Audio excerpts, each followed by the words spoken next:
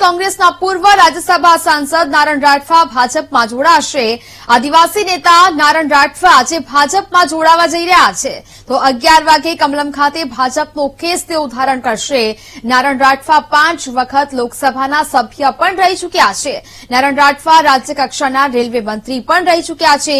આદિવાસી સમાજમાં સારું એવું વર્ચસ્વ તેઓ ધરાવે છે।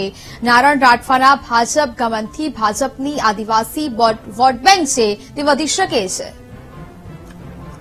સંવાદદાતા પાર્થ ફોનલાઈન પર જોડાયા છે। પાર્થ, કોંગ્રેસના પૂર્વ રાજ્યસભા સાંસદ નારણ રાઠવા ભાજપમાં જોડાવા જઈ રહ્યા છે, શું વિગતો?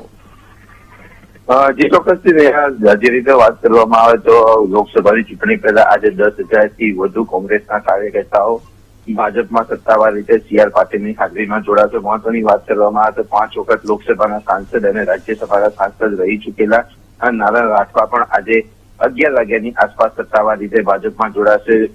નારણ રાઠવાની રાજનીતિની વાત કરવામાં આવે તો તેઓ 1989માં પહેલી વખત લોકસભા જીતીને સાંસદમાં પહોંચ્યા હતા અને ત્યારબાદ 1991, 96, 98 અને 2004માં પણ ચૂંટણી જીત્યા હતા, પરંતુ વર્ષ 2022ની વિધાનસભા અને ગુજરાત વિધાનસભાની ચૂંટણીમાં તેમના પુત્રને ટિકિટ આપવા બાબતે ડખો થયો હતો અને છેલ્લા કેટલાય સમયથી કોંગ્રેસમાં તેઓનો વિરોધ ચાલી રહ્યો હતો, પ્રદેશ નેતાગીરી સાથે વિરોધ ચાલી રહ્યો હતો। ત્યારે આજે હવે સત્તાવાર રીતે તેઓ કોંગ્રેસને આવજો કહીને ભાજપનો કેસરીઓ ધારણ કરશે। આ ઉપરાંત અમરાઈવાડા વિધાનસભાના જે ઉમેદવાર હતા જમાભાઈ પટેલ, તેઓ પણ સત્તાવાર રીતે ભાજપમાં જોડાશે। એટલે કે આમ 10,000થી વધુ કાર્યકર્તાઓ અને નેતાઓ આજે સત્તાવાર રીતે ભાજપમાં જોડાશે। જી બિલકુલ પાર્થ, જાણકારી બદલ આભાર।